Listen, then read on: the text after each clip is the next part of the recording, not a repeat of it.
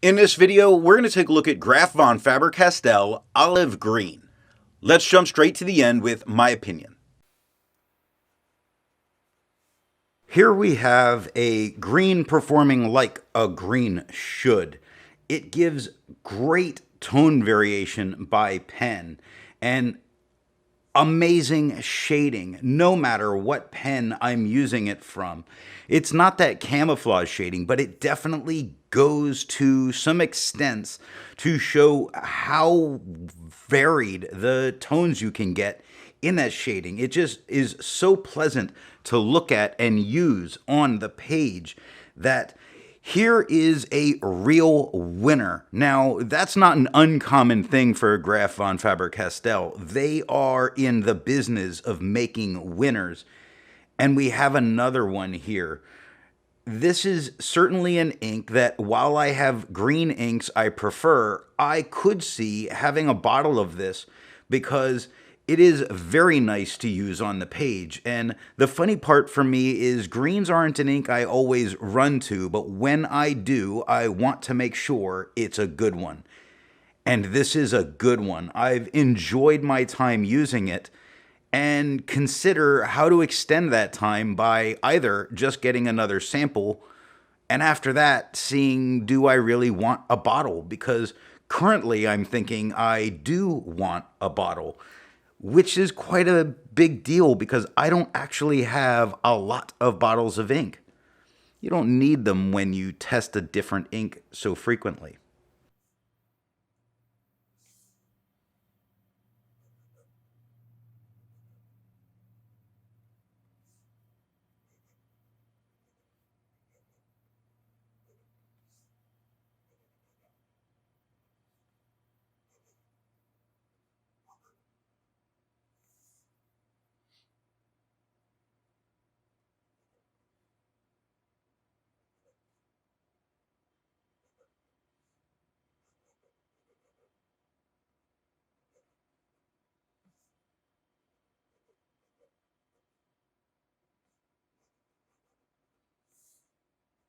I like to change things up by using a different pen each day. Today that pen is a Fountain Pen Revolution Japer with the Fountain Pen Revolution broad nib.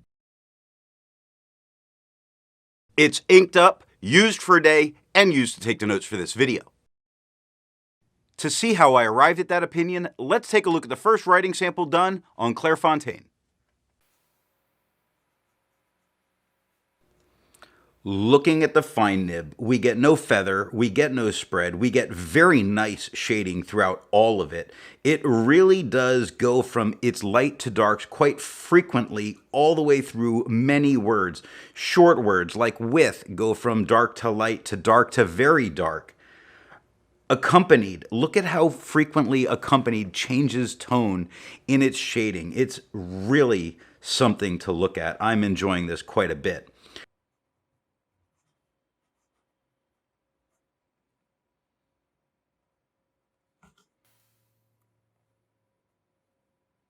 Looking at the medium, it's much darker than the fine, with no feather, no spread. The shading is still really nice and stand out, and that's one of those things I very much enjoy about how this ink is working.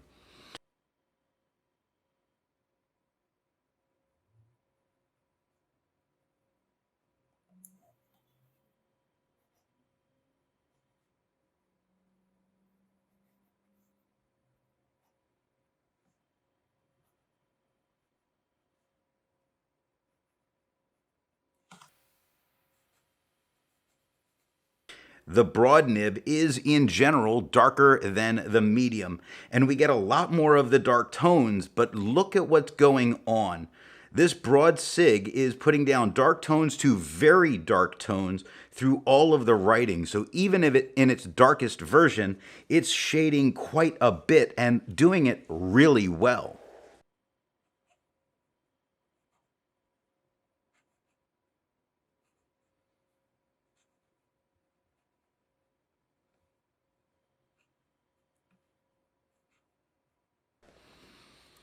Looking at the back of the page, we get no bleeding and no ghosting. To have a range of experience with this ink, all of the writing samples are done with a Sailor Pro Gear Slim Mini with a fine nib,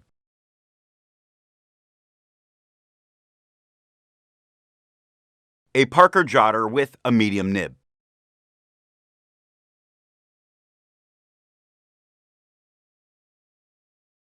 a Franklin Christoph Model 66 with a broad sig nib.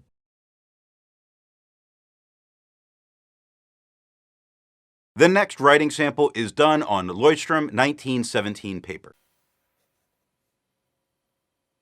Looking at the fine nib, we get no feather, no spread, we get very nice shading. Now, this is a brighter tone of green than we had on the Clairfontaine, but that's because of this toned background. It's like it's adding a yellow tone to the background, to the ink, making it a bit brighter, but it still looks really good and enjoyable.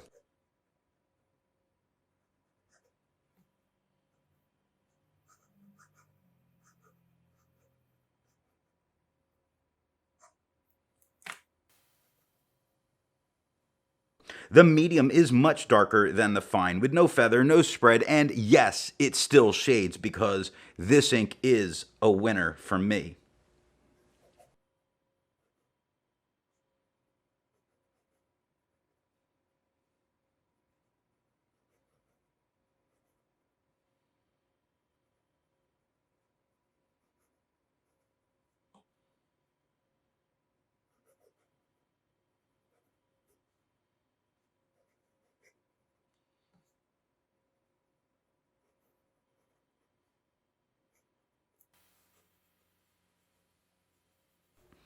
The broad nib is darker than the medium with no feather, no spread. It still manages to bring out some of the shading. Just looking at the top line alone, you see that build has some very dark areas in the already darker green. And him, the H starts darker, gets lighter at the top of the H, goes back dark into the I, and in the M becomes very dark. It's nice all the way. I can't say enough good things about this.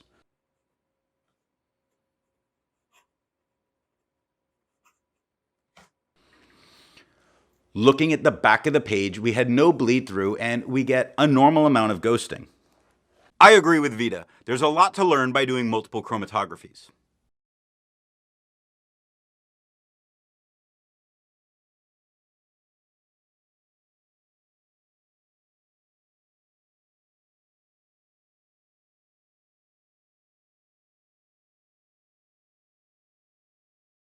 The next writing sample is done on Moleskine paper. Looking at the fine nib, its tone is not as bright as we had on the Leuchtterm. It's a little darker of a tone, which I kind of prefer how this one's looking a little bit better. We get no feather, we get no spread, we still get some very good shading throughout all of this. And really, considering the paper, I'm always in shock every time on this.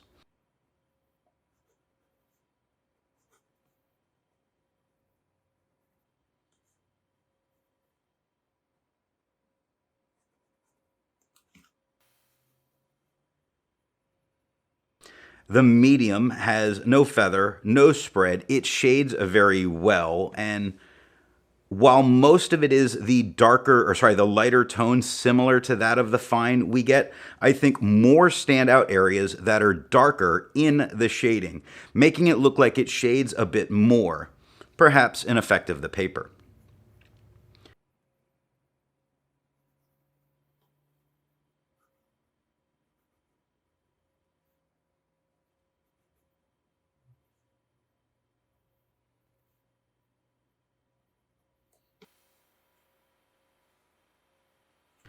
The broad sig nib is in general darker than the medium. It has no feather, it has no spread, it shades perhaps even better than the medium is. And that's because the shape of the nib is helping to spread that ink a bit more.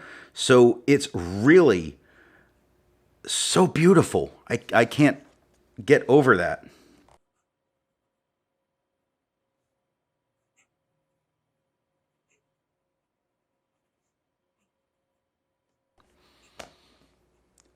Looking at the back of the page, we get a normal amount of ghosting and we have no bleed through. Resistance tests are done to see how this ink can be expected to perform on the page, and more importantly, how hard it may be to clean from your pen. This smear is allowed to dry for 3 days before testing it. And here we see the results of the resistance test.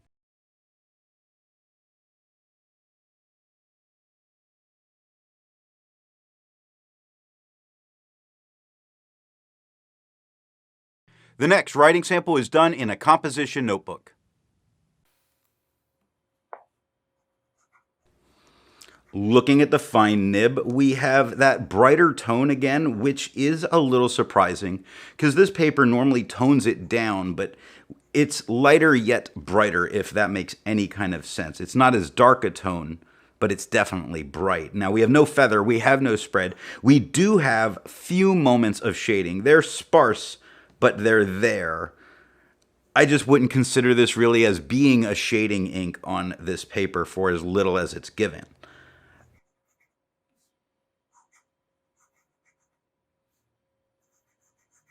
The medium nib is about the same tone as the fine. It has no feather. It has no spread. It has a handful of spots that are a bit darker. And so you can say, yes, it technically is shading. It's just not very stand out. You do see it when you look at the word over. You see it goes a bit mid-tone to lighter in the R and in dark coming out of the R. Look at the Europe, how it's darker at the top of the E, lighter at the bottom of the E, darker into the U, and lighter out of the U, and it continues doing it, but its tone change is gentle. The broad sig is darker than everything else on the page with no feather, no spread. Its shading is better than I think what we're seeing with the other nibs.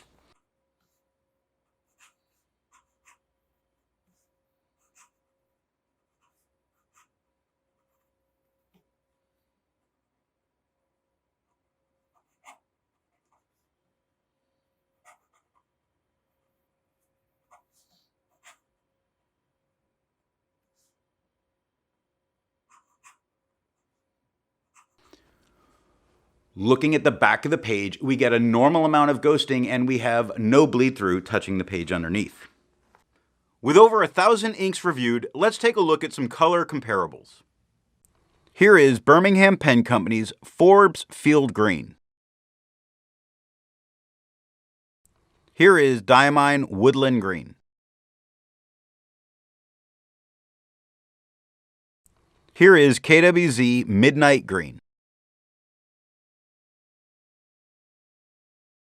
Here is Pelican Olivine.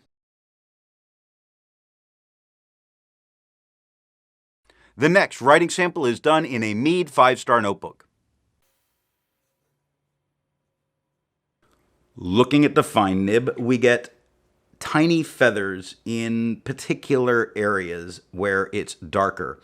We get no spread. We do get shading, like I said, but with some of that shading comes some tiny feathers. Not that the shading that's occurring here is actually that big of a deal, or the feathers aren't that big of a deal, but if you're really picky, then it might matter to you.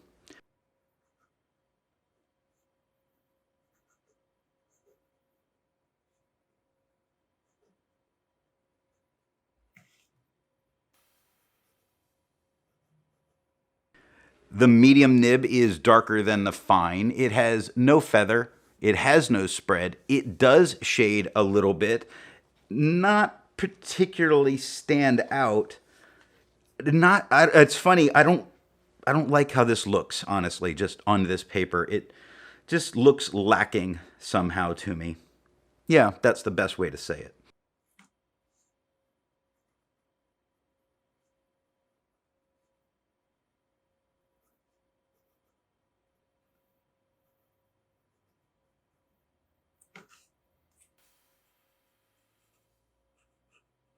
The broad sig nib does have some tiny feathers all over all of the writing. It does experience a little bit of spread, but not too bad. It does give some shading, but again, for me, while it does shade here, it doesn't look particularly good to me on this paper.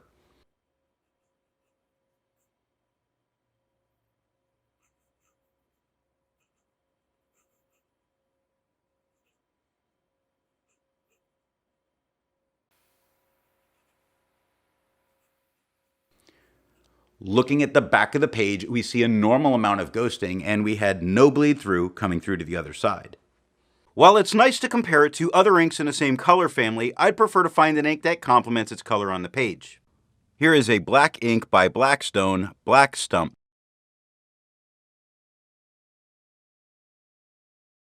Here is a magenta ink by Diamine, Amaranth.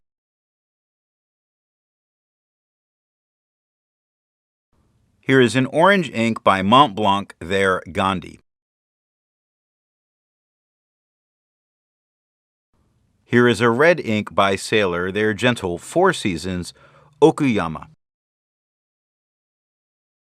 If you'd prefer different complement colors, then there's links to those different playlists down in the description. Or you can click on my face. That'll take you to my channel page. Then click on the playlist tab. Scrolling down, you'll be able to see all of the playlists that are here on the channel. The last writing sample is done on 20-pound copy paper. Looking at the fine nib, we have tiny feathers, as we would expect all over it. We do have a little bit of spread, again, as we would expect all over it. We still get actually some shading. This ink shades so strong, it's continuing to shade even on this cheap paper.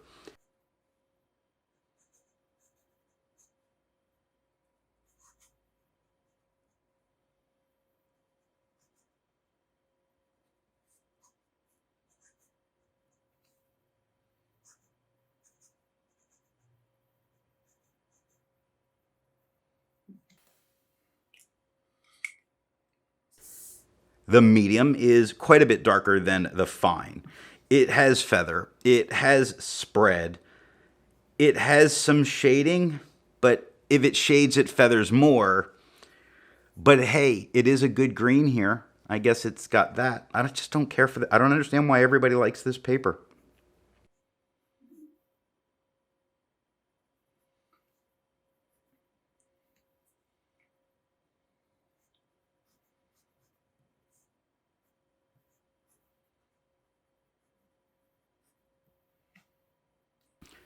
The broad sig nib is a little bit lighter in general than the medium, I think. It has no feather.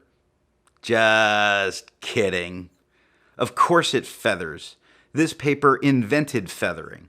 It has spread because this paper refuses to not have spread. It has technically a couple of spots that are a little bit darker, so you could call it shading, though I wouldn't. Looking at the back of the page, we see that there was one little spot where it touched the page underneath, so it did bleed through and managed to do that, though I don't think it would stop you from using the next page. In general, the writing does have quite a bit of ghosting, which is normal for this paper. So what nib and pen do I think is going to give the best writing experience with this ink? I really see this ink as being a dealer's choice, without a doubt. Its lighter tone with really good shading from a dry fine is very readable and pleasant with its brighter outlook in what you're writing down. And the darker tones that are very rich green, but still bring great shading from a wet broad. That's awesome. Now, it's not fully predictable in what color you're going, or not color, tone you're going to get because of that tone variation. But that's why this is a dealer's choice. It's about choosing the one that's best for you. I just don't know what to choose. They all look so good.